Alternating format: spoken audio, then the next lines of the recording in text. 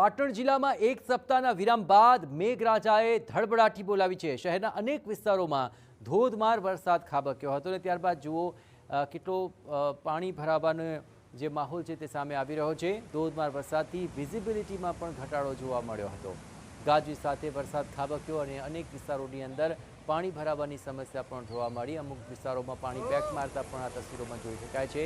ભારે વરસાદથી લોકોને ઉકળાટમાંથી રાહત મળી તો બીજી તરફ પાણી ભરાતા લોકોને અને રાહદારીઓને અગવડતાઓનો સામનો કરવો પડ્યો। આ ભારે વરસાદ બાદ વિઝિબિલિટી જુઓ કેટલી ઘટી ગઈ હતી અને તેને કારણે પણ વાહન ચાલકોને અહીંથી પસાર થવામાં મુશ્કેલીઓનો સામનો કરવો પડ્યો અને નીચાણવાળા વિસ્તારોમાં પાણી ભરાતા અહીં વાહનોની ગતિ પણ બંધ પડી હતી। મુખ્ય માર્ગો ઉપર પાણી ભરાતા ટુ વ્હીલર ચાલકોની હાલત કફોડી બની હતી।